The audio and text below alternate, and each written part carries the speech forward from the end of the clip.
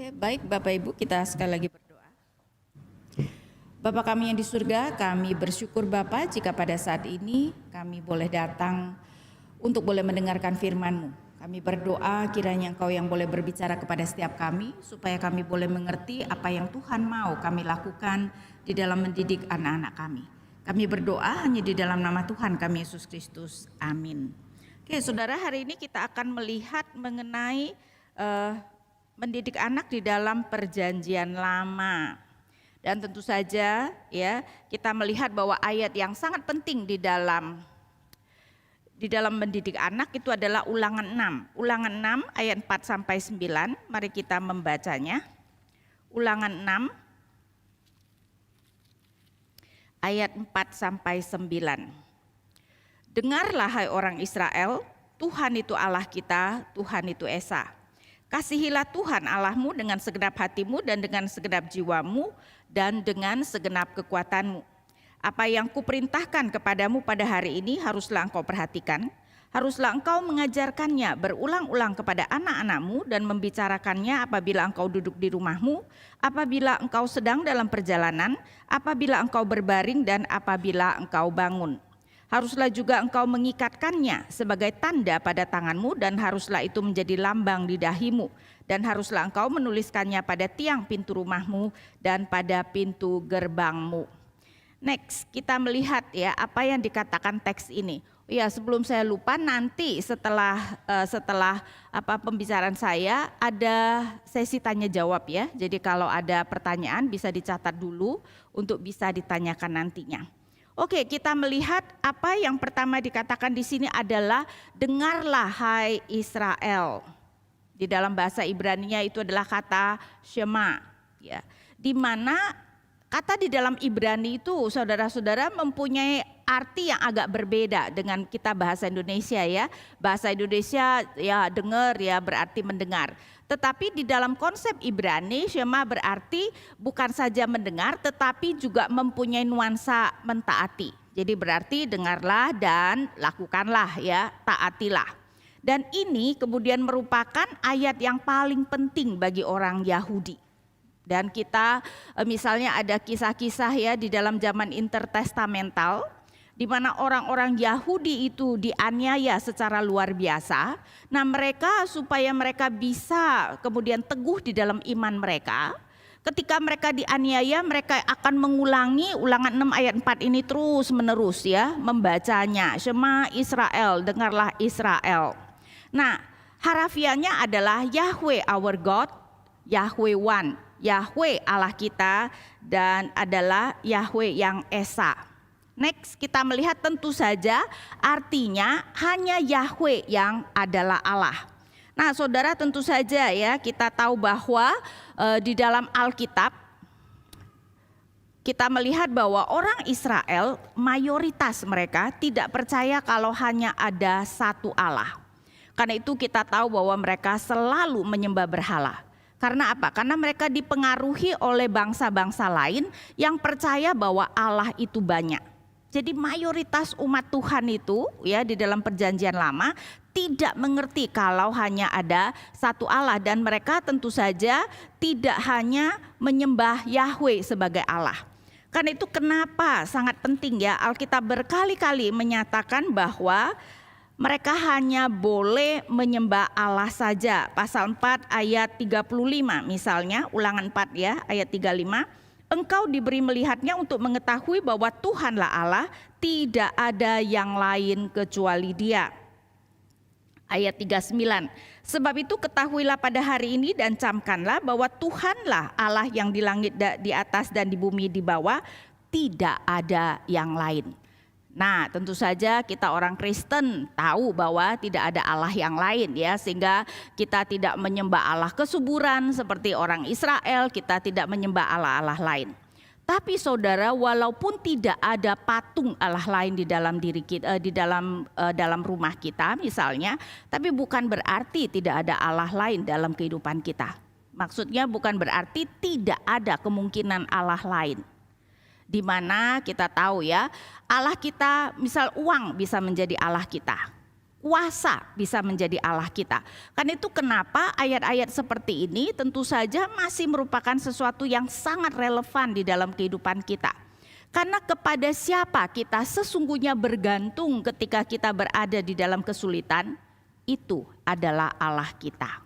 Karena itu kita diingatkan kembali bahwa hanya Yahweh yang adalah Allah kita. Dan penambahan kata kita menunjukkan bahwa Israel hanya boleh menyembah Yahweh. Nah, sekalian ya, ketika kita melihat di dalam perjanjian lama, Allah-Allah lain juga sering disebut Allah.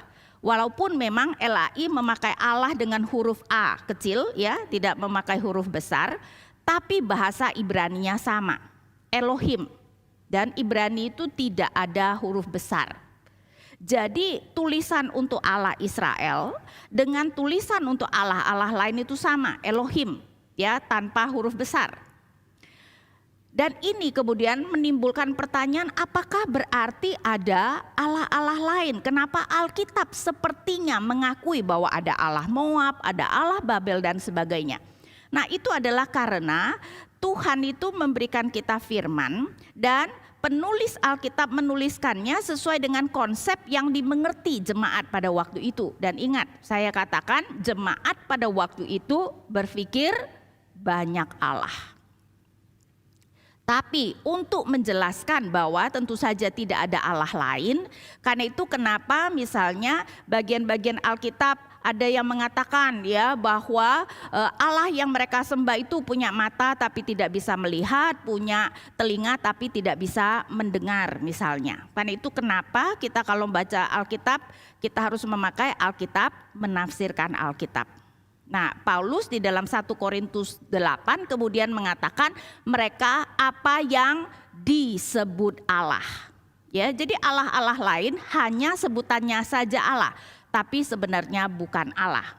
Karena itu kenapa bagi orang Israel istilah Allah yang hidup merupakan sesuatu yang menjadi sangat dipakai oleh orang Israel. Daud ketika mendengar tantangan Goliat kemudian berkata, siapakah orang Filistin yang tidak bersunat ini yang berani mencemooh barisan Allah yang hidup? Kenapa memakai istilah Allah yang hidup? Untuk membedakannya dengan Allah-Allah bangsa lain yang adalah mati adanya. Ya, karena itu walaupun betul Alkitab menyebut ada Allah-Allah lain, tapi tentu saja bukan berarti sebenarnya ada Allah-Allah lain. Namun memang orang Israel banyak berpikir ada Allah lain. Karena itu kenapa kita melihat bahwa ya mereka harus mengetahui bahwa hanya ada atau mereka harus hanya menyembah Allah saja. Karena itu fokusnya adalah kepada relasi dengan Allah. Nah, next kita kemudian melihat kata kasihilah, saudara. Kasihilah merupakan kata perintah, karena itu kita juga harus mengerti. Menunjukkan kalau mengasihi bukan hanya soal perasaan. Kita orang Indonesia sering sekali berpikir kasih ya seperti orang jatuh cinta gitu kan, itu cuman perasaan. Saudara, perasaan itu tidak bisa kita kontrol dan karena itu sebenarnya tidak bisa diperintah. Alkitab bisa memerintah kita mengasihi Allah, mengasihi sesama, menunjukkan mengasihi bukan hanya soal perasaan, tetapi mengandung komitmen dan tentu saja harus terwujud dalam perbuatan. Karena itu misalnya Ulangan 10 ayat 18 mengatakan seperti ini. Saya bacakan ya, Ulangan 10 ayat 18. Ulangan 10 ayat 18 berbicara tentang Allah yang membela hak anak yatim dan janda dan menunjukkan kasihnya kepada orang asing dengan memberikan kepadanya makanan dan pakaian. Lihatlah, Allah menunjukkan kasihnya termasuk kepada orang asing dengan apa? Dengan melakukan sesuatu, yaitu memberikan kepada mereka makanan dan pakaian. Jadi kasih di dalam konsep Alkitab adalah komitmen. Bukan hanya perasaan, walaupun tentu saja juga ada perasaannya. Karena itu kenapa kasih di dalam Alkitab bisa diperintahkan. Ya, kamu harus berkomitmen untuk mengasihi Allah. Nah, Kemudian kita melihat lagi, kita balik lagi kepada Ulangan 6, kasihilah Tuhan Allahmu. Next ya. Saudara, perhatikan bahwa kata Tuhan di sini itu semua huruf besar.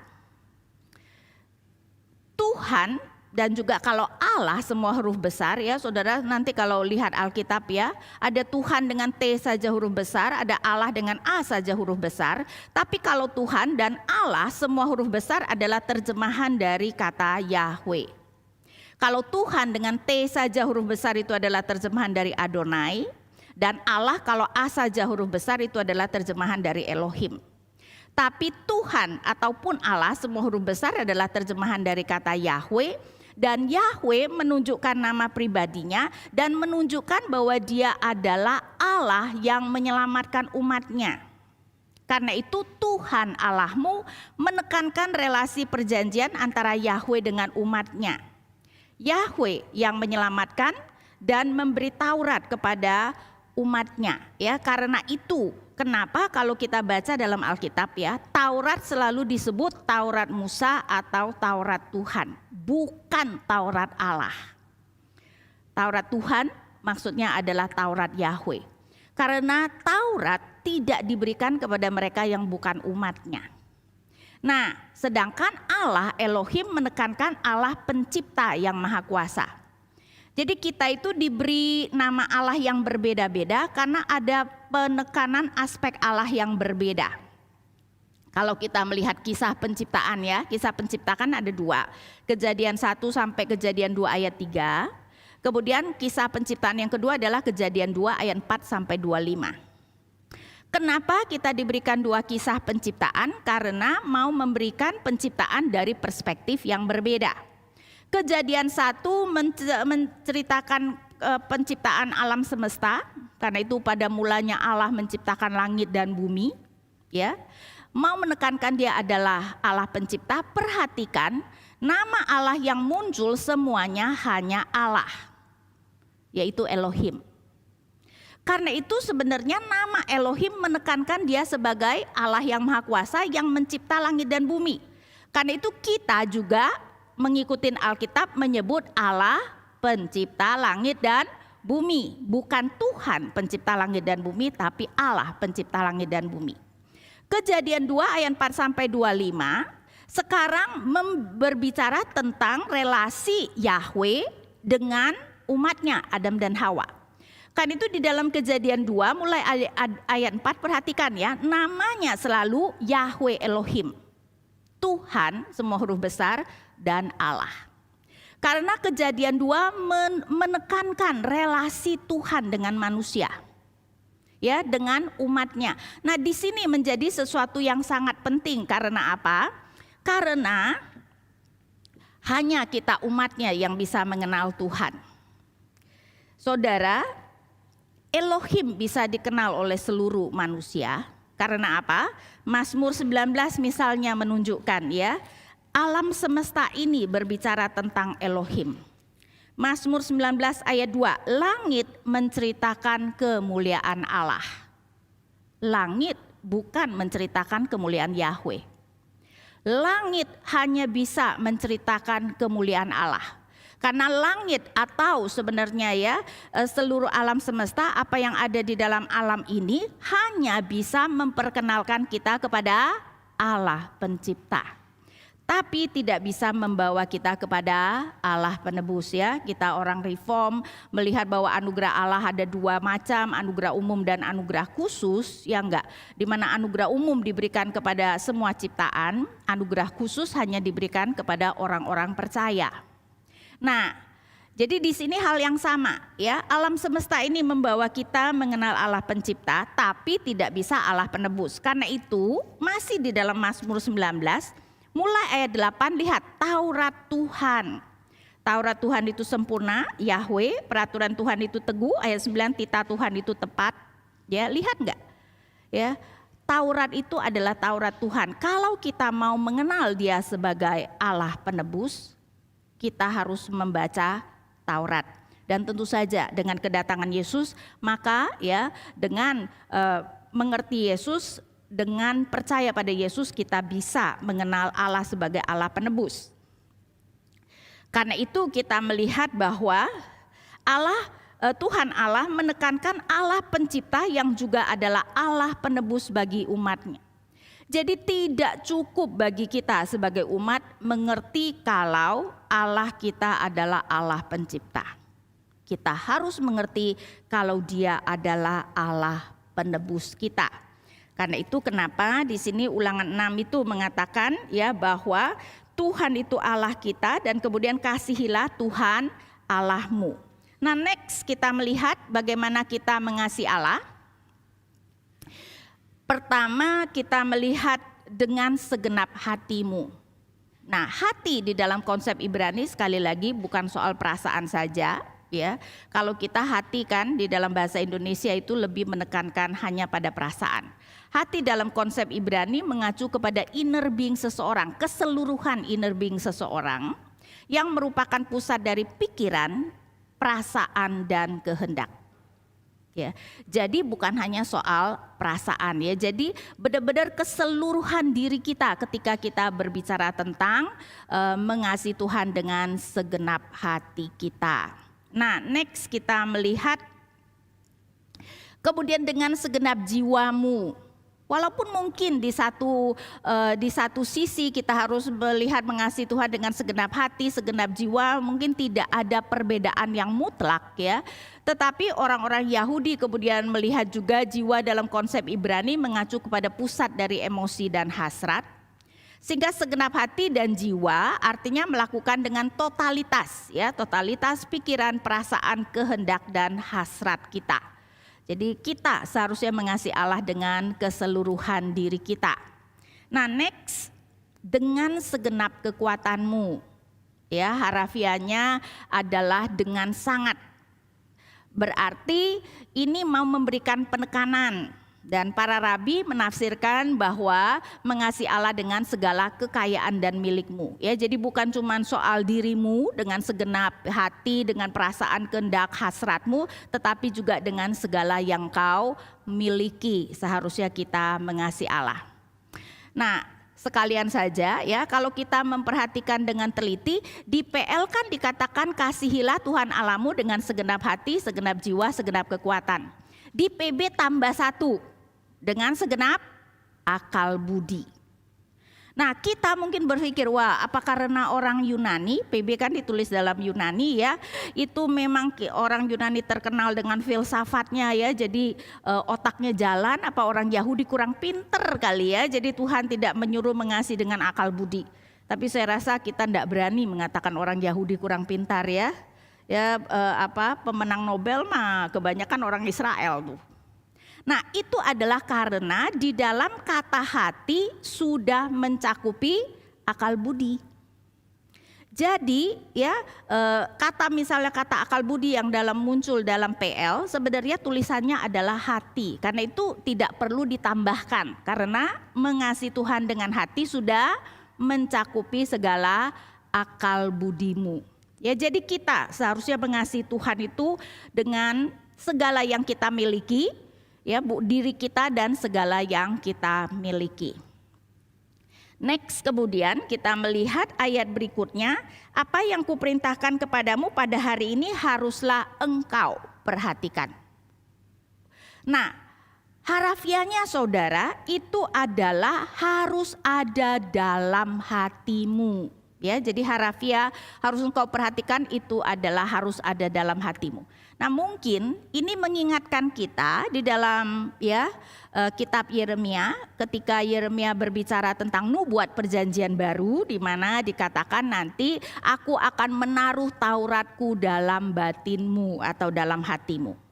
Dan kadang-kadang kita berpikir berarti di PL kagak terjadi seperti itu. Enggak benar saudara ya. Perhatikan di dalam Alkitab PL dan PB.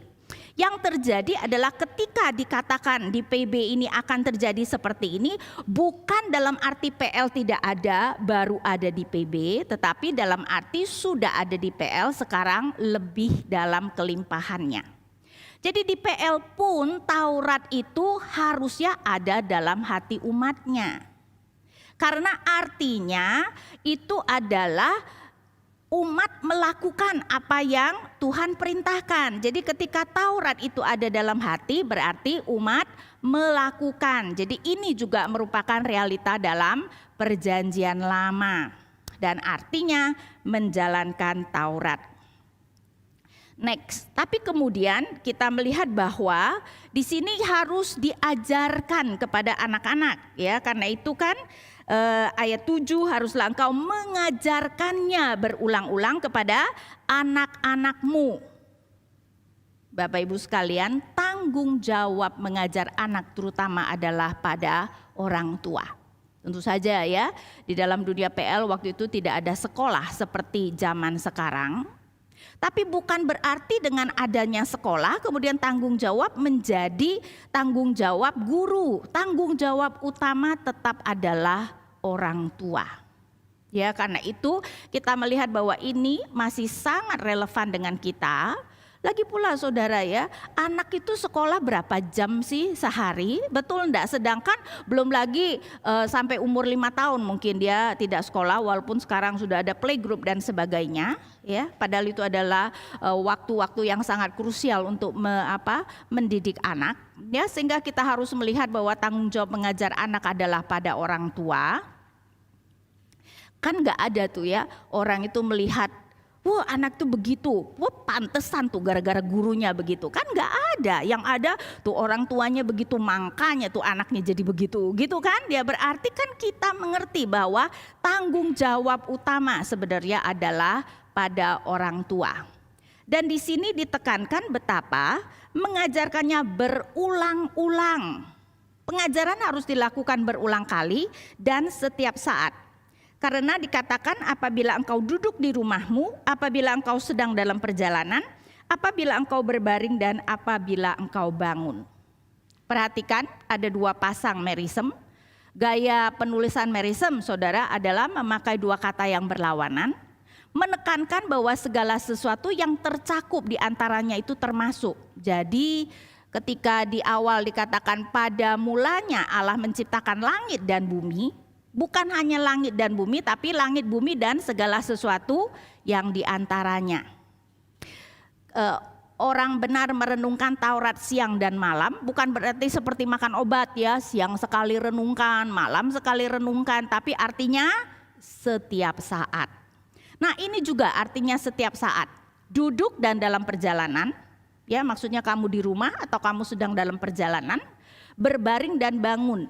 Ya, jadi setiap saat seharusnya kita itu mengajarkan anak. Nah dalam hal ini mungkin kita harus berpikir maksudnya apa setiap saat. Masa 24 jam sehari kita bacakan Alkitab kepada anak-anak? Kan gak mungkin seperti itu. Karena itu kemudian dijelaskan maksudnya apa setiap saat kita mengajarkan anak mengasihi Allah. Next. Yaitu ayat 8, haruslah juga engkau mengikatkannya sebagai tanda pada tanganmu dan haruslah itu menjadi lambang di dahimu. Nah saudara, orang Yahudi melakukannya secara harafiah, mereka memasukkan ayat di dalam tabung kecil, diikat di tangan, diikat di dahi gitu kan ya. Tapi tentu saja ini adalah bahasa metafor ya, atau bahasa kiasan. Yang artinya sebenarnya adalah mengikatkan pada tangan apapun yang kamu kerjakan, lambang di dahimu apapun yang kamu pikirkan atau putuskan. Artinya apapun yang kamu lakukan dan katakan, pikirkan, seharusnya kamu sedang mengajar anak mengasihi Allah. Kemudian dikatakan menuliskannya, haruslah engkau menuliskannya pada tiang pintu rumahmu, berarti apapun yang kamu lakukan dalam membina rumah tangga. Dan terakhir pada pintu gerbangmu, saudara, ini bukan pintu gerbang rumah, tapi pintu gerbang kota. Dulu ndak ada HP, ndak ada telepon. Ya, jadi kalau mau janjian agak repot. Jadi apapun biasanya tempat yang paling penting itu adalah pintu gerbang kota, karena kota kan biasanya ada tembok dan ada pintu gerbang. Karena itu kalau orang mau ketemu seseorang, mereka pergi ke pintu gerbang. Semua transaksi dilakukan di sana, para tua-tua duduk di pintu gerbang. Karena itu ketika Boas mau menjumpai penebus yang pertama, dia pergi ke pintu gerbang dan dia bisa menemukan 10 tua-tua untuk menjadi saksi. Berarti segala transaksi dan bisnismu. Intinya apapun yang kamu lakukan. Nah, kalau begitu sebenarnya ya di dalam satu buku yang sangat baik ya, Ted Tripp di dalam bukunya Shepherding the Heart mengatakan bahwa kita mendidik anak terutama harus menggembalakan hatinya. Karena itu kenapa judul bukunya adalah Shepherding the Heart. Nah, kita seharusnya memakai setiap saat untuk mengajarkan anak itu mengasihi Allah dan mengasihi sesama, dan dia misalnya memberi contoh yang sangat sederhana. Kita punya 2 anak seperti biasa, adik merebut mainan kakak. Apa yang akan kamu lakukan? Nah, kebanyakan orang tua cuman mikirin apa?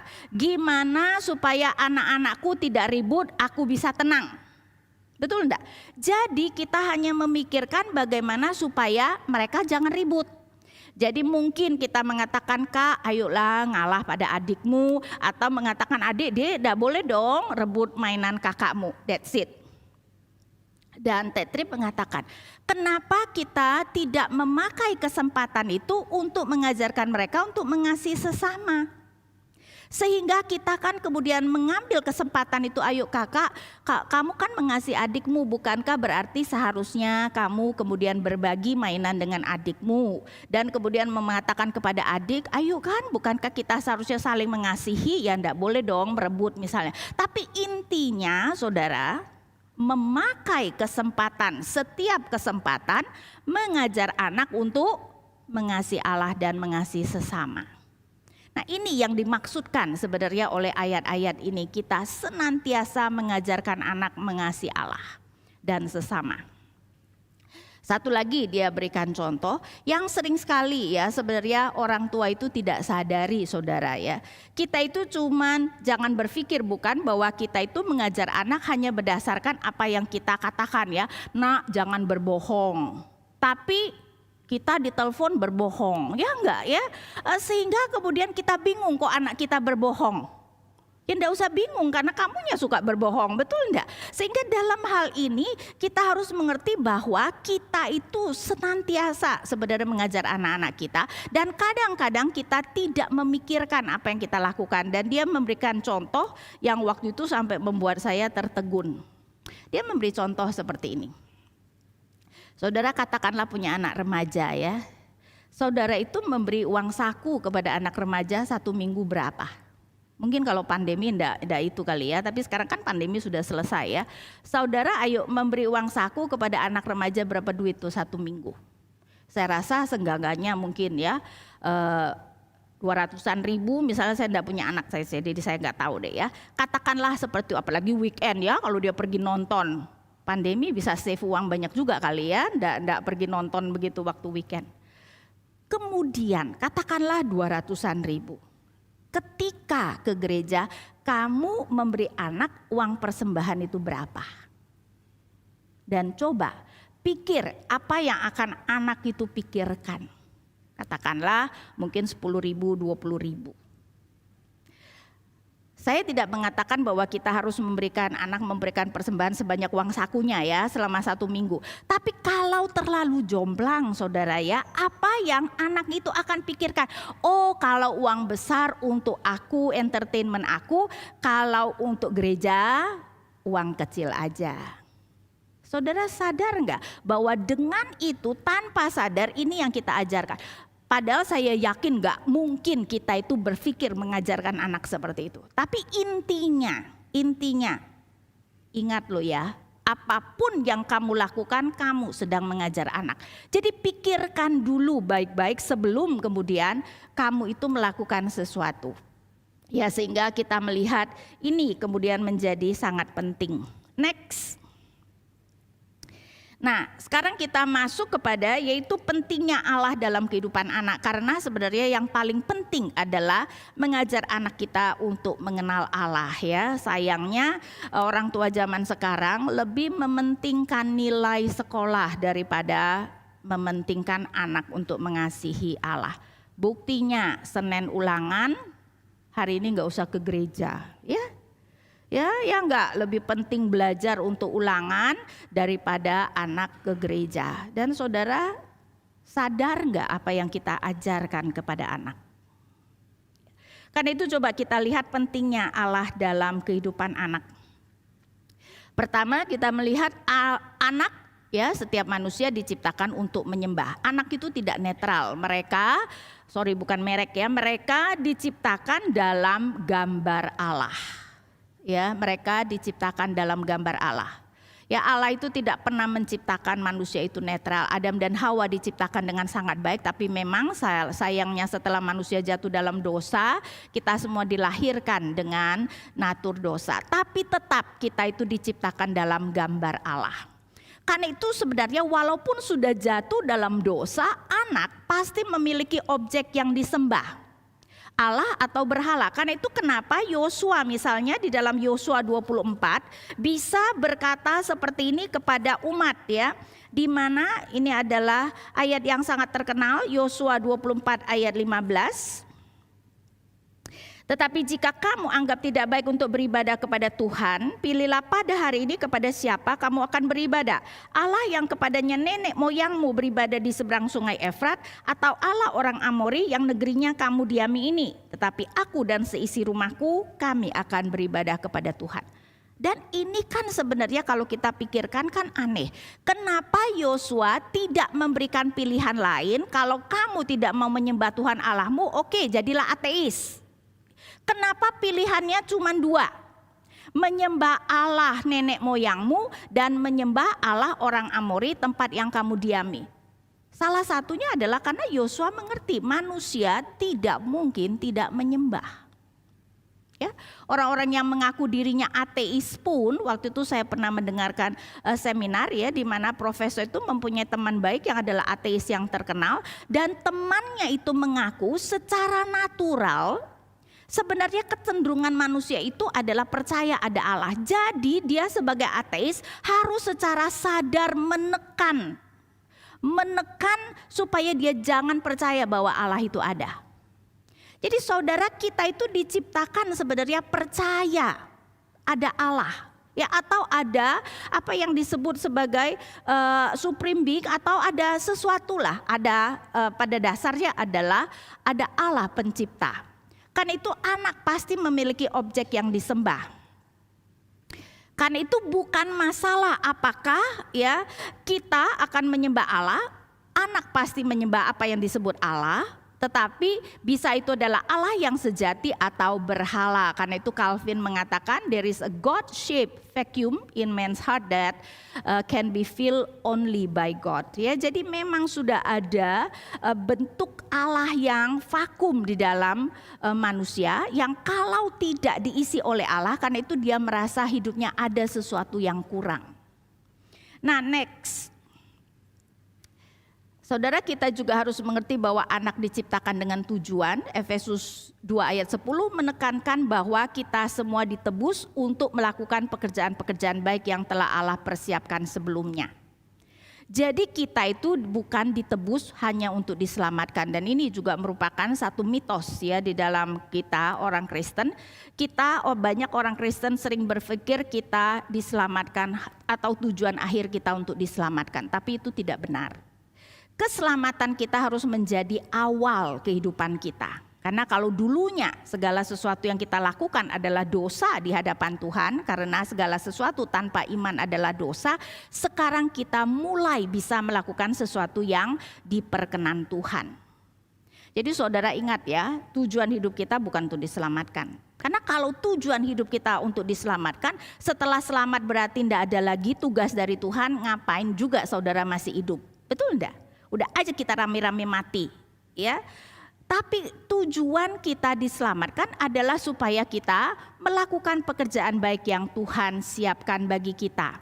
Nah, saudara, salah satu tugas yang sangat penting bagi orang tua adalah mencari tahu apa yang menjadi kehendak Allah bagi setiap anak kita. Itu yang jelas dilakukan oleh Ibu Musa. Ya, walaupun kita tidak tahu kenapa dia bisa tahu. Saudara tahu, ya, Musa lahir pada zaman di mana Firaun menyuruh setiap anak laki-laki harus dibuang ke Sungai Nil. Nah, Alkitab kemudian mengatakan ini, Keluaran 2 saya bacakan. Ayat 1, seorang laki-laki dari keluarga Lewi kawin dengan seorang perempuan Lewi, lalu mengandunglah ia dan melahirkan seorang anak laki-laki. Ketika dilihatnya, ya, dan nyanya itu di dalam Ibrani kelihatan feminin, yaitu kelihatan oleh si ibu bahwa anak itu cantik, disembunyikannya lah 3 bulan lamanya. Dan ini adalah perbuatan yang sangat berani dan sangat beresiko, saudara. Bayangkan ya, Firaun menyuruh setiap anak laki harus dibuang ke sungai Nil. Kalau ketahuan tidak, kira-kira apa hukumannya? Tidak mungkin dong hanya anak itu yang akan dibunuh. Kalau hanya gitu akan dibunuh, semua keluarga akan mencoba menyembunyikan. Toh dibuang ke sungai Nil anak juga akan mati, betul enggak? Sehingga kemungkinan sekali kalau sampai ketahuan seluruh keluarga tuh akan dibunuh. Oke lah, orang tua biasanya bersedia mempertaruhkan nyawa mereka untuk anak mereka. Tapi jangan lupa, pasangan ini sudah punya 2 anak yang lebih besar. Miriam dan Harun. Untuk menyelamatkan 1 anak, menaruh 2 anak lain, mempertaruhkan nyawa 2 anak lain. Nah, ini kira-kira mudah enggak bagi orang tua untuk memutuskan?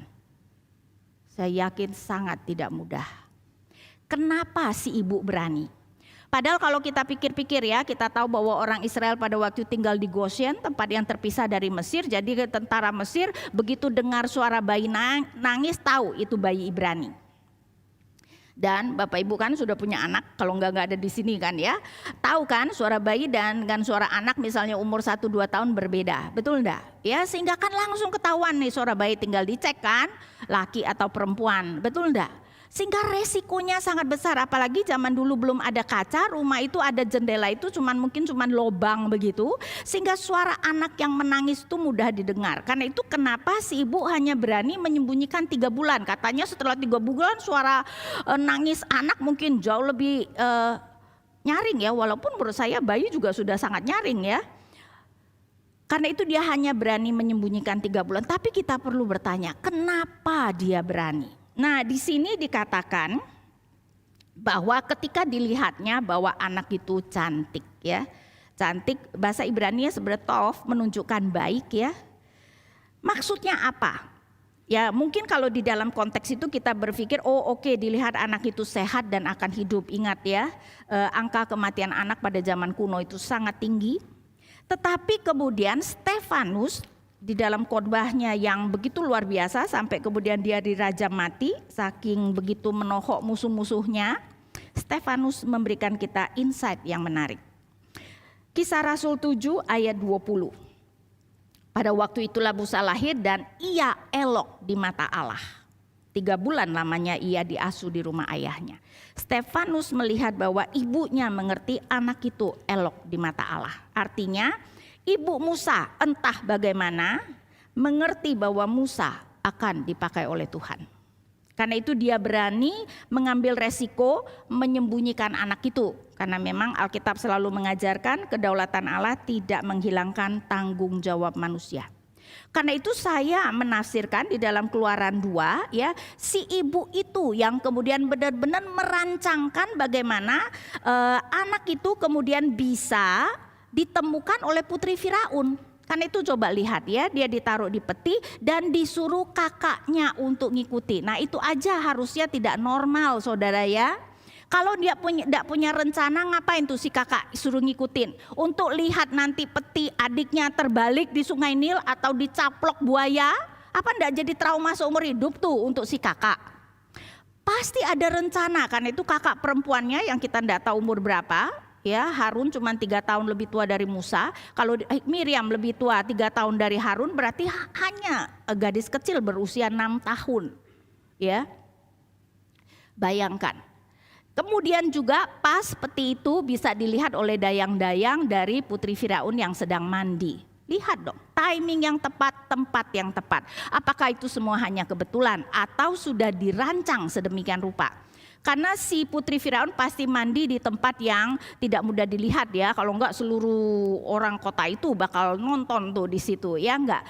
Kemudian coba lihat putri Firaun yang kira-kira tahu enggak kalau itu adalah atas perintah ayahnya.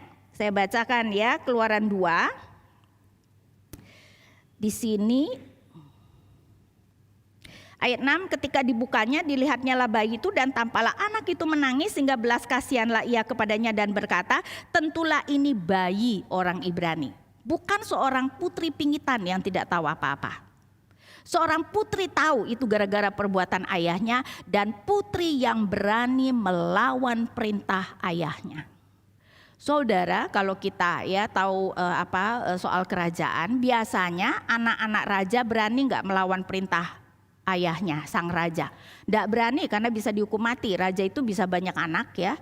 Dan pangeran atau putri pun bisa dihukum mati. Berarti ini adalah putri, mungkin salah satu putri kesayangan Firaun. Dan berani dia melawan perintah Firaun ayahnya. Sehingga kita bisa melihat bahwa semuanya ini bukan kebetulan. Apalagi kan kemudian si anak kemudian bertanya kepada putri Firaun itu, akan kupanggilkah bagi tuan putri seorang inang penyusu dari perempuan Ibrani untuk menyusukan bayi itu bagi tuan putri. Saudara, ini adalah sesuatu yang bisa dipikirkan anak yang mungkin umur 6, 7, 8 tahun.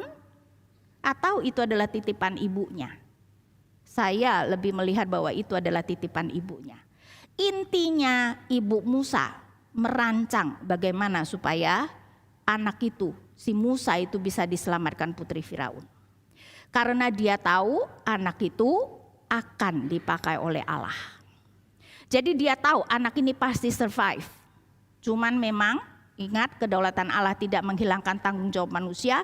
Karena itu si ibu berstrategi bagaimana supaya anak itu bisa diselamatkan. Tapi poin saya adalah salah satu tugas utama orang tua seharusnya mengerti apa yang menjadi kehendak Allah dalam hidup anak kita. Ingat, setiap kita ditebus untuk melakukan pekerjaan-pekerjaan baik yang sudah Allah persiapkan. Next. Nah, karena itu kita melihat ya pengaruh dalam kehidupan anak. Sebelumnya kali ya. Sebelumnya pengaruh dalam kehidupan anak ya, oke. Nah saudara, pengaruh dalam kehidupan anak bisa secara eksternal dan internal. Eksternal adalah situasi dunia termasuk apa yang terjadi dalam keluarga dan nilai yang dipegang oleh keluarga. Ya saudara, jadi itu segala sesuatu yang terjadi dalam kehidupan anak itu adalah pengaruh eksternal. Karena itu kenapa sangat penting kita melihat bahwa anak itu mendapatkan nilai-nilai pendidikan yang baik, karena itu akan sangat berpengaruh dalam hidupnya. Karena itu kan kenapa juga kita harus mengawasi apa yang ditonton oleh anak sekarang ya, supaya jangan nilai-nilai duniawi yang kemudian masuk ke dalam pikiran mereka daripada nilai pendidikan yang orang tua berikan. Nah dalam hal ini tetapi kita harus mengerti bahwa situasi tidak secara deterministik membentuk anak ya. Maksudnya tidak 100% kemudian membentuk anak, tapi pasti berpengaruh. Saudara, karena itu kenapa kita melihat bahwa ya bagaimana siapa teman-teman mereka dan sebagainya itu sangat berpengaruh. Karena itu kita harus hati-hati walaupun ya tidak secara deterministik membentuk anak. Karena itu coba kita lihat Amsal 29 ayat 21.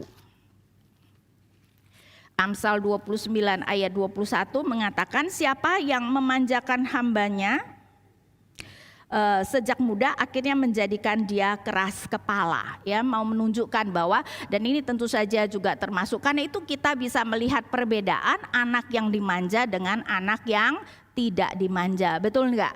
Biasanya anak yang mana yang akhirnya lebih mandiri? Anak yang tidak dimanja ya. Jadi saudara jangan membiasakan memanjakan anak ya, dan itu akan membuat anak itu kemudian tidak bisa mandiri. Ya, jadi orang tua itu jangan terlalu overprotective lah ya, dan itu akan sangat berpengaruh. Saya itu dididik oleh ibu yang memang sangat menekankan kemandirian. Seingat saya dulu waktu SD aja, tapi memang di Palembang ya, jalan kaki ke sekolah ya, pulang sendiri ya. Kami itu tidak pernah ngadu tuh kalau diapa-apain, karena apa? Kalau ngadu kitanya yang dipukul lagi ya, atau dimarahin lagi tuh. Jadi dari kecil saya belajar tidak mengadu. Tentu saja ya, kalau kita lihat anak kita ada sesuatu ya kita perlu menanyakan supaya dia menceritakan. Tapi jangan biasain saudara ya, anak pulang, nak ada yang jahatin kamu enggak ya. Jangan kayak gitu, nanti anak itu jadi tukang ngadu dan kita tahu tidak ada orang yang suka anak yang pengadu. Karena itu kita harus mendidik anak sebenarnya untuk mandiri. Karena itu kenapa saya sangat mandiri. Saya itu waktu kuliah ke Kanada dilepas di Hong Kong saudara. Saya itu dari Hong Kong ke Kanada itu sendirian. Ya memang jarang orang tua yang sampai segitu kali ya. Karena itu ya waktu di Kanada sebenarnya tidak ada kenalan. Cuman memang sudah itu ada keponakan dari teman mama. Temennya yang akan jemput saya. Tahu nggak? Dianya tuh salah ngerti. Saya harusnya tiba pagi, dia pikir malam. Jadi saya tuh waktu keluar gak ada yang jemput ya, kagak ngerti apa-apa. Tapi anyway akhirnya pokoknya beres lah. Tapi ini, karena itu saya sangat mandiri, karena dididik dengan sangat mandiri. Dan ibu saya itu ya, kalau misalnya menyuruh itu, "Ma, ndak bisa, belum coba kok sudah tidak bisa." Wow, dimarahin kalau ngomong kagak bisa. Ya jadi memang sangat berpengaruh sebenarnya ya, karena itu saya mau mengatakan bahwa eksternal itu tentu saja sangat berpengaruh, tapi tidak deterministik. Nah yang sangat penting juga adalah internal. Bagaimana anak berespon terhadap suatu keadaan. Nah saudara, next kita melihat bagaimana anak berespon. Nah dalam hal ini Alkitab mengatakan misalnya Amsal 4 ayat 23, tergantung apa yang ada di dalam hatinya. Kita tahu ya bahwa setiap orang itu berespon berbeda-beda. Misal di dalam seminar apa yang saya katakan ya, setiap kita akan berespon dengan berbeda-beda. Sehingga kalau apa yang dikatakan Amsal 4 ayat 23 misalnya, maka engkau akan berjalan di jalanmu dengan aman dan kakimu tidak akan, salah baca. Amsal 4 ayat 23, ini Amsal 3. Amsal 4 ayat 23, jagalah hatimu dengan segala kewaspadaan karena dari situlah terpancar kehidupan ya. Jagalah, ingat hati di dalam konsep Ibrani adalah the whole inner being. Jadi apa yang ada di dalam dirimu itu adalah bagaimana nanti kamu bertindak. Karena itu Markus 7 ayat 21, ayat yang sangat terkenal, apa yang Tuhan Yesus katakan, 7 ayat 21, sebab dari hati orang timbul segala pikiran jahat, percabulan, pencurian, pembunuhan. Artinya sebenarnya apapun yang kita lakukan itu adalah karena apa yang ada di dalam hati kita. Karena itu sebenarnya kita melihat bahwa adalah sangat penting apa yang ada di dalam diri kita. Dan itu yang akan membuat kita berespon berbeda. Efesus 6 ayat 4 di sini dikatakan, "Hai dan kamu bapak-bapak, janganlah bangkitkan amarah di dalam hati anak-anakmu, tetapi didiklah mereka di dalam ajaran dan nasihat Tuhan."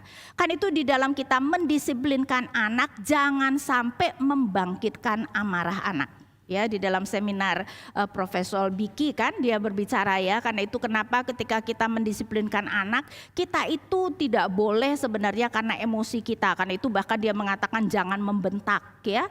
Tetapi kita seharusnya mengatakan bahwa ini merupakan sesuatu yang memang perlu kita lakukan, karena kita orang tua juga harus taat kepada Allah. Dan ketika anak melakukan yang salah, sebagai orang tua yang harus taat pada Allah, kita juga harus misalnya mendisiplinkan anak. Sehingga kita katakan dengan baik ya, sehingga kita bisa melihat bahwa jangan bangkitkan amarah. Kenapa anak marah ketika orang tua mendisiplinkan? Mungkin karena mereka merasa diperlakukan dengan tidak adil. Karena itu jangan memperlakukan anak dengan tidak adil. Ya, mungkin juga karena apa? Karena kita sebenarnya bukan mendidik mereka, tapi kita melampiaskan amarah kita, dan itu yang terjadi kan? Kita sering sekali marah kepada anak karena kita melampiaskan amarah kita. Bukan karena kita benar-benar sedang mendidik mereka untuk mengerti apa yang benar dan apa yang salah. Karena itu Profesor Biki juga mengatakan anak yang numpahin katakanlah susu ya 6 hari berturut-turut, anak itu enggak usah dihukum. Karena apa? Mungkin ditegur, dinasihatin karena dia melakukannya dengan tidak sengaja. Dan karena itu saudara ya, di tempat lain saya juga ditunjukkan kita harus bedakan anak itu melakukan kesalahan karena memang dia ceroboh atau namanya juga anak ya, dengan ketika dia mencoba melawan. Orang tua suka melakukan yang terbalik. Anak main lari-lari, waduh vas kesayangan ibu hancur, wah habis tuh anak. Padahal dia melakukan dengan tidak sengaja.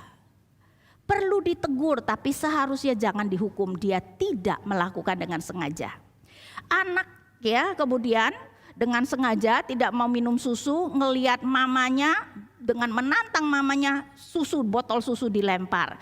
Kita berpikir, ih lucu ya dia bisa lempar botol susu. Padahal anak itu sedang menantang otoritas. Nah kesalahan seperti itu bukan kesalahan itu ya, penantangan seperti itu tidak bisa didiamkan Bapak Ibu. Karena anak itu menantang otoritas orang tua. Kita terbalik. Apa yang tidak sengaja tapi karena barang kesayangan kita hancur, kita hajar habis-habisan. Anak menantang otoritas, kita pikir dia lucu. Dan kemudian kita tidak menghukum. Jadi kita harus mengerti ya, mendisiplinkan dengan benar. Next. Kemudian juga tentu saja tergantung relasi dengan Tuhan. Ya, Amsal 9 ayat 7 sampai 10 mengatakan seperti ini. Amsal 9 ayat 7 sampai 10.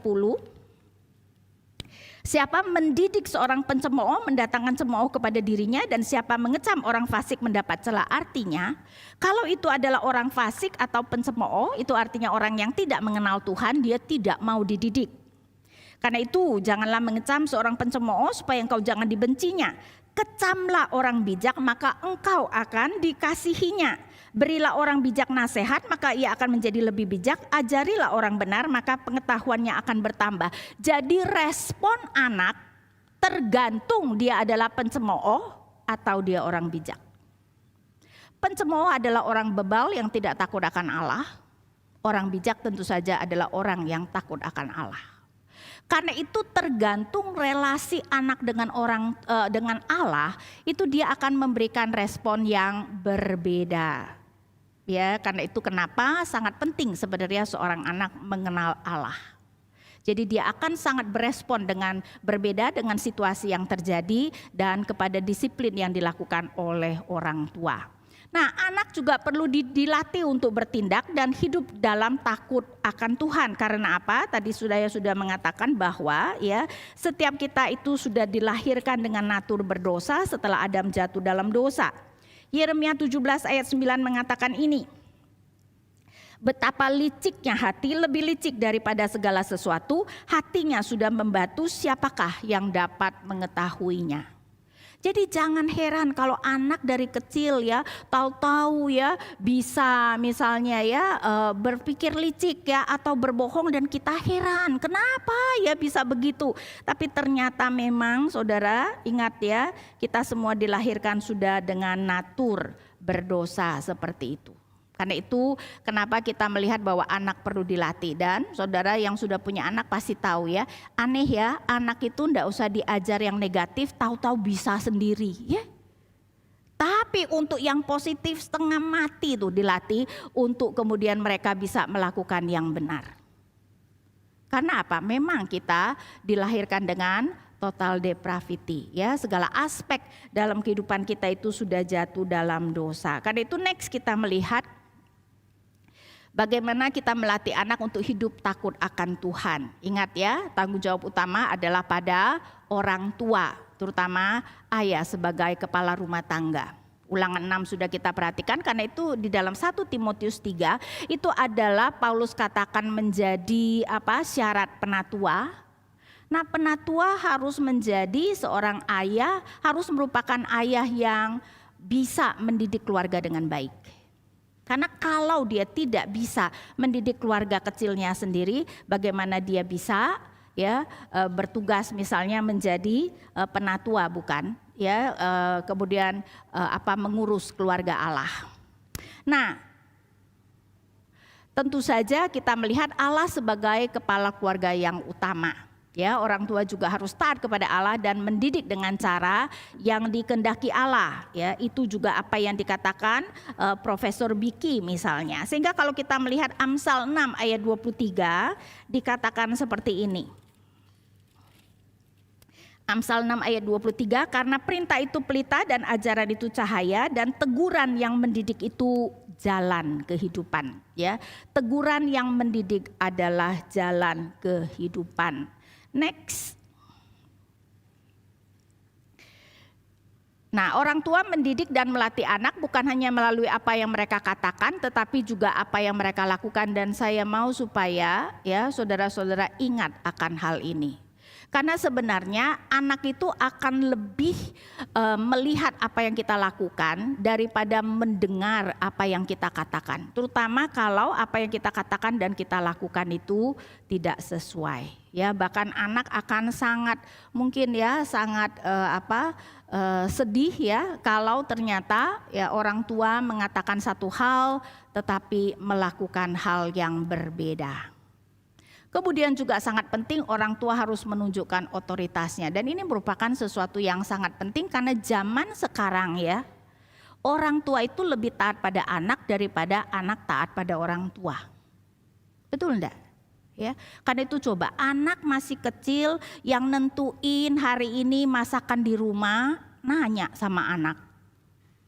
Kemudian mereka misalnya maunya pakai baju apa atau mau kemana, kita nanya pada anak yang masih kecil. Oke, mungkin kalau sesekali kita bertanya, ya tetapi kalau kemudian anak diberikan otoritas menjadi penentu, itu tidak benar saudara. Mereka terlalu kecil untuk mempunyai otoritas seperti itu.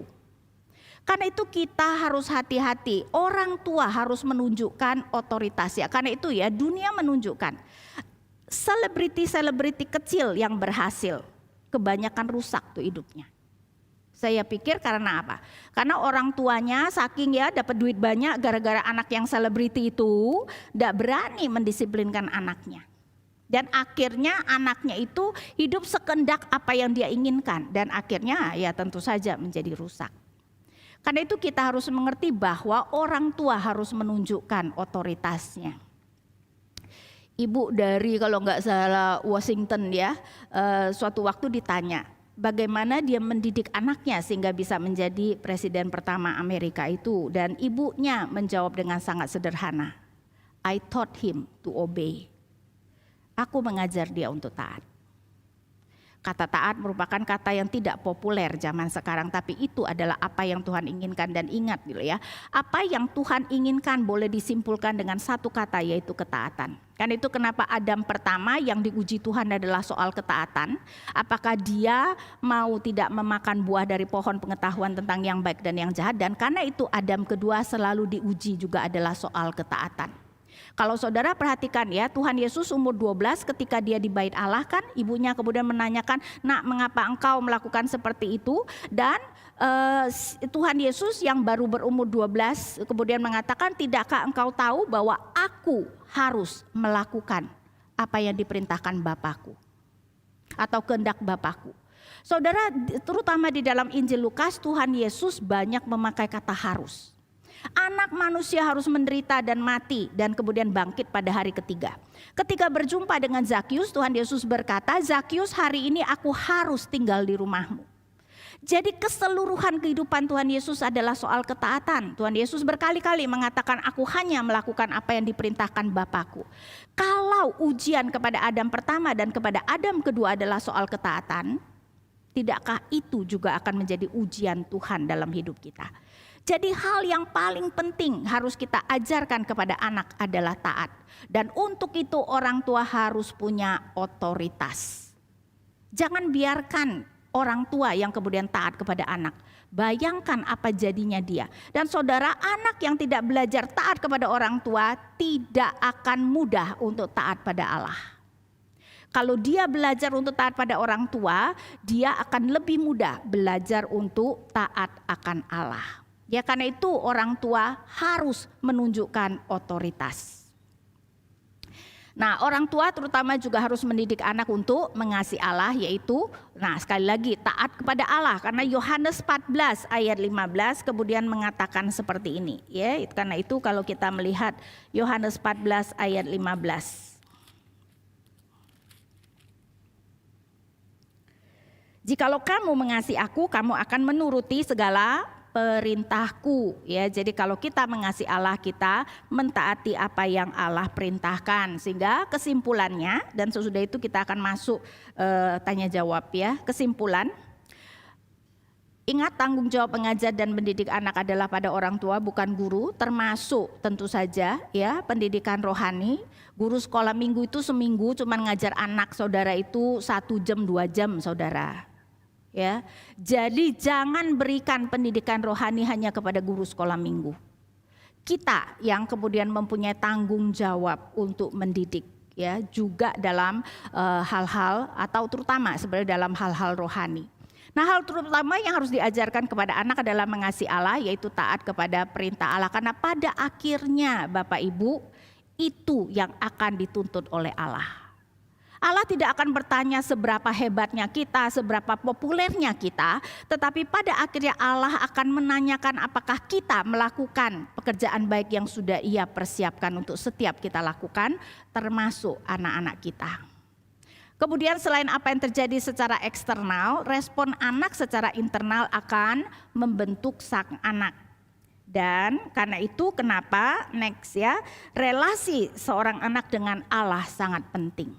Karena respon dia terhadap apapun yang terjadi dalam kehidupannya itu sangat dipengaruhi oleh relasinya dengan anak. Ingat, ya, orang bijak itu akan kemudian menghargai, ya, menghargai teguran, disiplin, sedangkan pencemooh akan mencemoohnya. Dan orang tua mengajar anak bukan hanya melalui perkataan, tetapi terutama dalam tindakan mereka. Dan saya rasa itu yang sering sekali orang tua lupakan, bahwa kita mengajar anak dalam segala tindakan kita, ya. Bagaimana kita mengajar anak untuk bergantung kepada Allah ketika anak tidak pernah melihat kita bergantung pada Allah. Karena itu apa yang kita ajarkan pada anak harus kita lakukan, dan anak harus bisa melihat. Ya, karena itu menurut saya, ya, ada baiknya tentu saja sejalan dengan anak itu bertambah dewasa, anak mengerti sebagian pergumulan kita dan melihat bagaimana kita bergantung pada Tuhan untuk, ya, kemudian mengatasi kesulitan-kesulitan kita, supaya anak itu kemudian bisa benar-benar melihatnya di dalam kehidupan kita. Oke, apakah ada pertanyaan?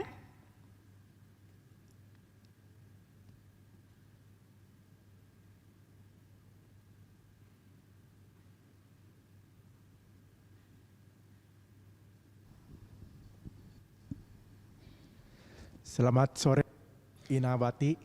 Mau bertanya, bagaimana kita bisa membedakan apakah perilaku atau respons anak itu didrive karena ketidaktahuan dia, ketidaktaatan dia, atau sedang dalam masa perubahan psikologis karena pritin misalnya, di mana hormon-hormonnya juga berubah sehingga perilaku atau respon-responsnya itu kita sudah berusaha berbuat baik, bicara baik, tapi dia mungkin lebih keras ngomongnya kepada kita. Apakah maksudnya kita tahu sebenarnya dia tidak taat, tetapi apakah bukan karena masalah psikologis gitu? Iya, maksudnya gini, ketika anak berespons, ya, entah itu melawan ataupun tidak melakukan sesuatu yang kita suruh, ini didasarkan karena ketidaktahuan dia,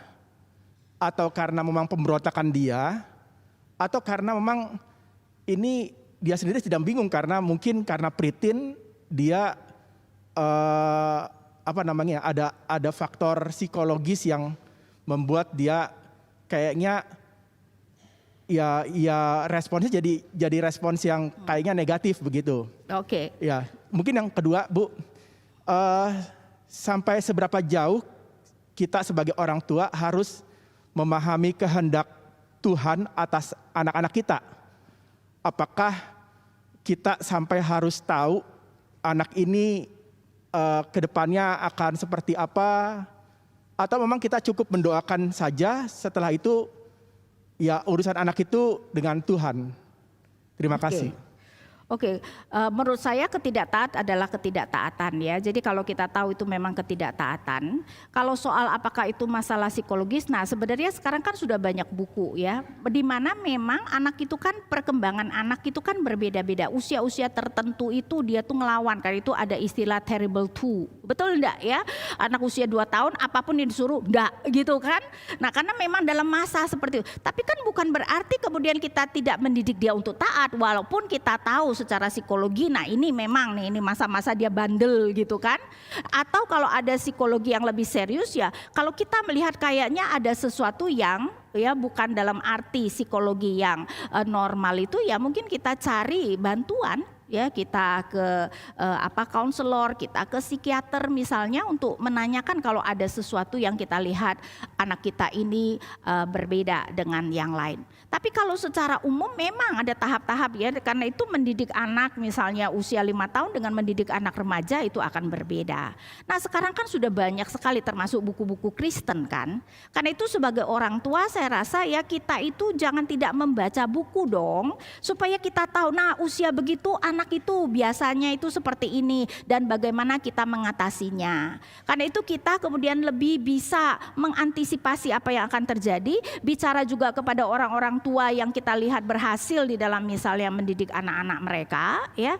Kenapa kita berpikir mendidik anak itu tidak perlu belajar, saudara? Dan saya rasa itu yang sering sekali kemudian menjadi kesalahan. Kita mau jadi lawyer, mau jadi dokter, mau jadi apa itu kita belajar bertahun-tahun. Tapi menjadi suami istri yang baik, menjadi orang tua kita tidak pernah perlu berpikir kita perlu belajar. Kenapa? Kenapa enggak? Kita perlu belajar. Walaupun tidak ada sekolah, mungkin harus ada sekolah ya. Menjadi orang tua yang baik gitu ya, 1 tahun baru lulus gitu ya. Tapi kita harus belajar. Nah sekarang itu sudah banyak sekali buku. Karena itu ya kita seharusnya gitu. Nah apakah mengetahui kehendak Allah bagi anak itu penting? Kalau menurut saya penting. Walaupun mungkin kita tidak persis tahu. Tapi sejauh dengan apa yang Allah kerjakan, kita perlu mencari tahu. Terutama kalau anak itu memang sudah menunjukkan bakat tertentu. Anak kecil tuh dari apa yang mereka main atau tidak ya itu sebenarnya sering sekali menunjukkan bakat mereka ya, atau ada hal-hal yang mereka tertarik, nah itu bisa menunjukkan bakat mereka. Karena itu kita menjadi orang tua pun perlu kemudian peka. Nah ini teman saya ya punya anak tahu, walaupun ini mungkin very obvious ya, itu tidak semua anak mungkin mempunyai kecenderungan yang begitu jelas. Dia mengatakan anak perempuannya yang pertama itu kelihatan tuh dari kecil ya, hewan apapun yang diketemukan di jalan yang luka dia bawa pulang. Dan akhirnya betul tuh jadi dokter hewan dia. Jadi anak itu apa beban yang Tuhan berikan ya, bakat-bakat anak yang suka bongkar-bongkar barang di rumah ya, mungkin memang dia punya bakat mekanik. Ya jangan kemudian setiap kali anak bongkar barang kamu marahin gitu kan. Mungkin tanya, nak kenapa kamu kok membongkar ya alat-alat ini. Siapa tahu dia memang punya bakat untuk itu. Sehingga dari hal-hal apa yang dilakukan anak, cobalah cari tahu. Dan tentu saja berdoa supaya Tuhan membukakan mata ya, sehingga kita itu kira-kira tahu. Nah repotnya kan orang tua biasanya anak itu masuk fakultas bidang apa, biasanya kan orang tua yang kemudian memaksa anak, dan itu enggak benar tuh. Papa dulu mau jadi dokter, kagak bisa, kamu harus jadi dokter. Kan aneh, tapi itu realita loh saudara. Ya, ini kalau kamu ngambil bidang ini madesu, ayo mendingan cari bidang yang bisa ngasilin banyak uang. Kan kitanya yang sering sekali memang tidak mencoba mendengarkan apa yang anak itu kehendaki. Siapa tahu kalaupun kita tidak mengerti, siapa tahu dia mengerti apa yang Tuhan mau dia kerjakan. Dengan mungkin ya ketertarikan dan beban. Karena saya percaya itu adalah salah satu hal yang sangat penting yang Tuhan berikan. Ketertarikan dan beban pada seseorang. Ya jadi kalau kita tidak bisa mengetahui, ya hormatilah, coba dengarkan apa yang anak itu, apa yang menjadi beban anak itu. Oke? Oke, masih ada pertanyaan? Ya,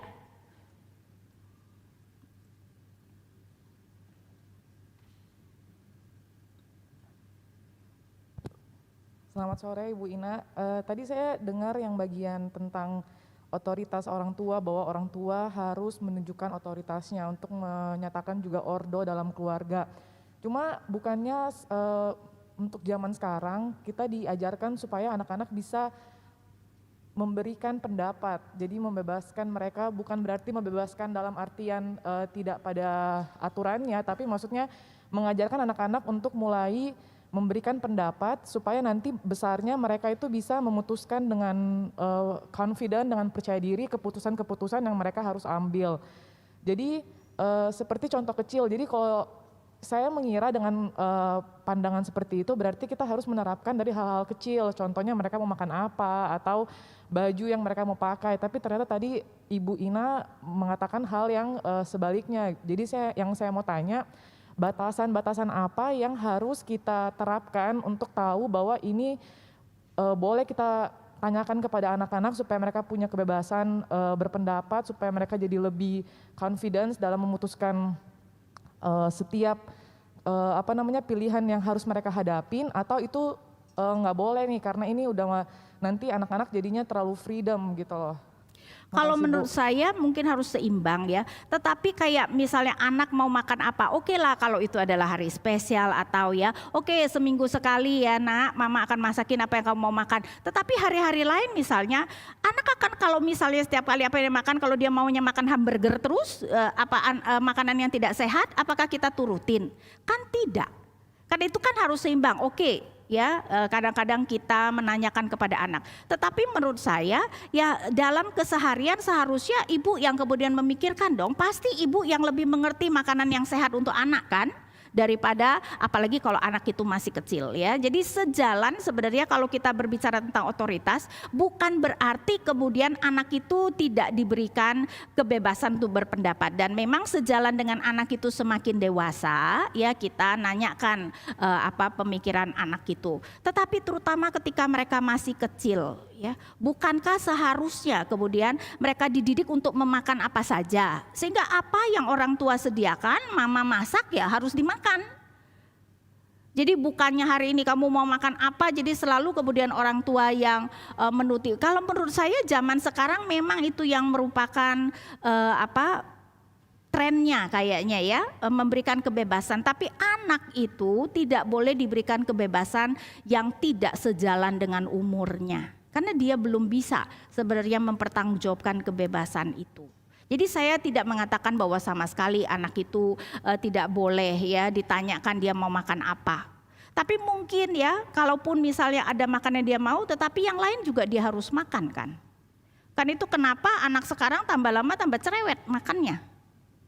Betul enggak? Kalau menurut saya karena tidak dididik dari kecil, apapun yang mama masak kamu makan. Kan seharusnya begitu. Oke, masih ada pertanyaan? Iya.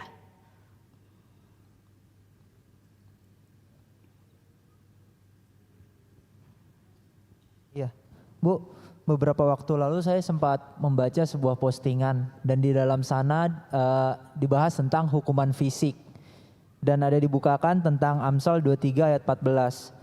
Sorry, saya nggak terlalu jelas Pak. Bisa buka masker nggak kayak Yesus? Okay. Ya.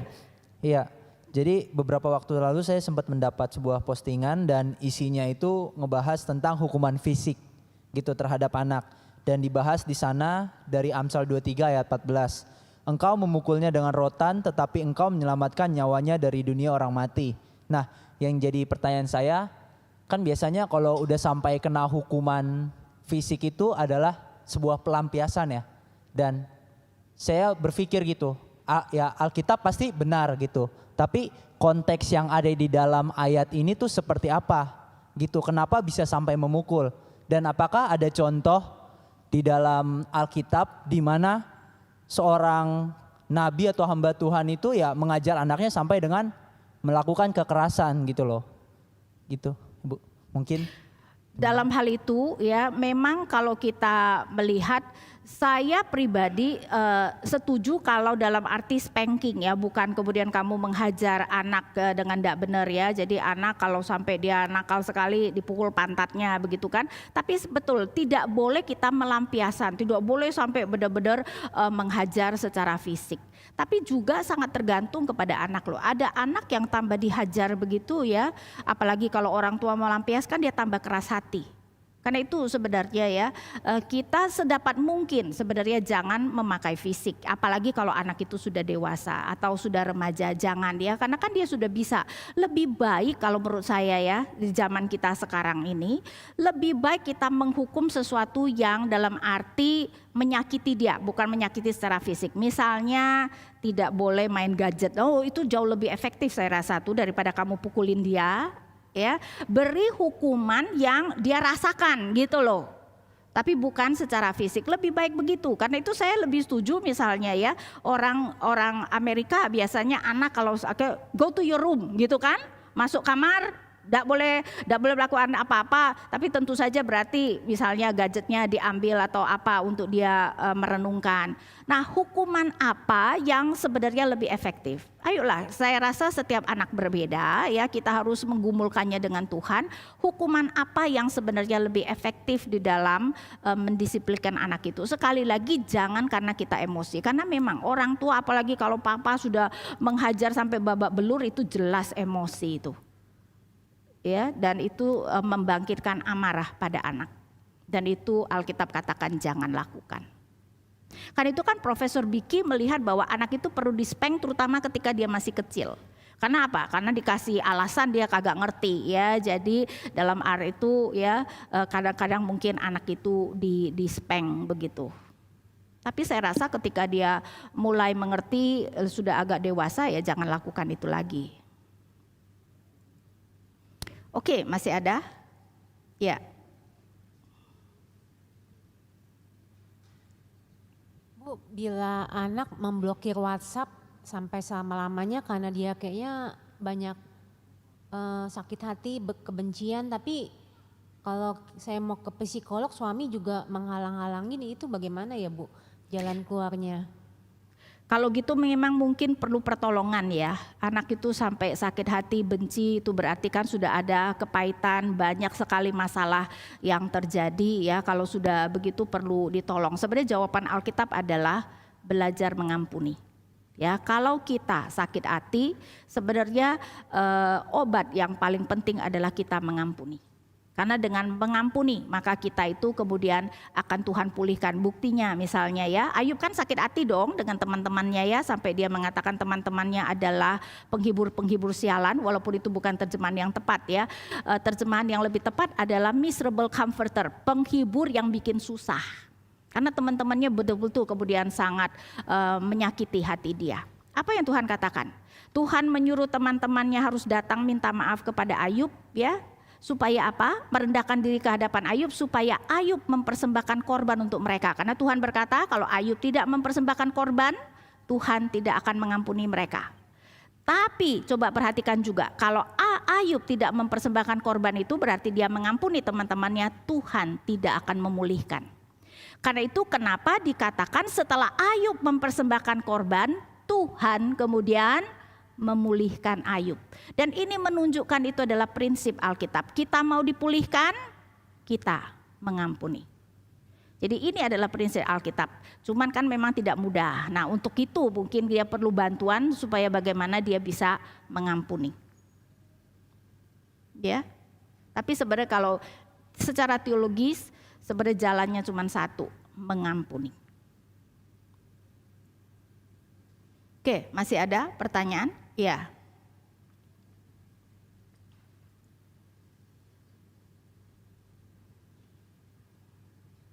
Sore Bu, Bu saya mau nanya mengenai mengajarkan berulang-ulang. Saya pernah dengar seminar di tempat lain. Sorry, saya enggak bisa dengar tuh. Oh, maaf. Iya, mau menanyakan mengenai yang mengajarkan berulang-ulang. Saya mau memastikan saja yang kita perlu ajarkan itu apakah doktrinnya ataukah apa. Karena saya pernah dengar di seminar tempat lain gitu ya Bu ya.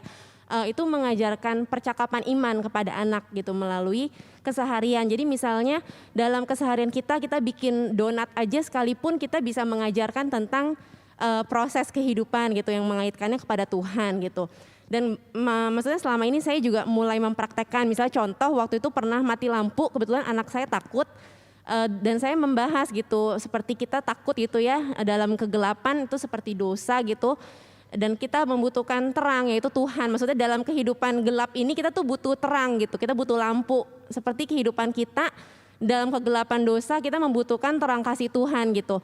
Maksudnya saya mau menanyakan yang kita perlu ajarkan berulang-ulang itu apakah dalam kehidupan related kita sehari-hari mengaitkan kepada Tuhan gitu ya, ataukah doktrinnya gitu tentang kasih Tuhan, pengorbanan Tuhan Yesus dan sebagainya itu. Terima kasih. Nah, sebenarnya apa yang kita ajarkan semuanya itu adalah bagian dari doktrin. Apapun prinsip yang kita percaya itu adalah doktrin.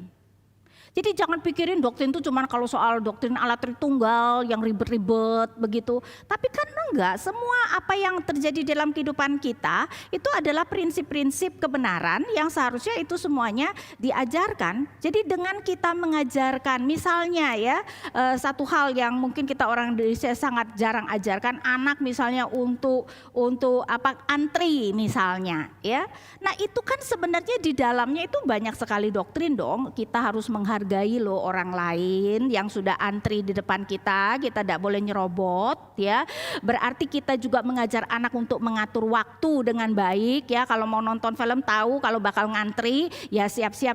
Jadi dalam mengajarkan misalnya itu kan banyak sekali sebenarnya prinsip-prinsip yang masuk di dalamnya. Jadi tidak usah dibedakan mengajarkan doktrin ya dengan mengajarkan keseharian, karena doktrin itu tercakup di dalam keseharian kita. Tentu saja memang ada doktrin-doktrin yang sulit seperti doktrin Allah Tritunggal, doktrin natur Kristus dan sebagainya. Nah itu ketika kita mengajarkan Alkitab ya sambil kemudian kita menjelaskan. Ya enggak, atau kan kalau sampai kita enggak ngerti kita tanya hamba Tuhan. Tapi ya di dalam keseharian kita sebenarnya mengajarkan doktrin kepada anak-anak.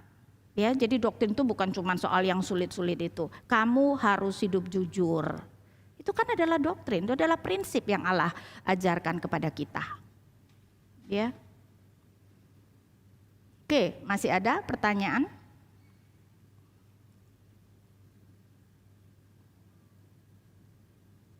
Karena itu saudara, orang yang berpikir bahwa kita tidak perlu doktrin itu tidak benar tuh. Karena apapun yang kita pegang itu adalah doktrin kita.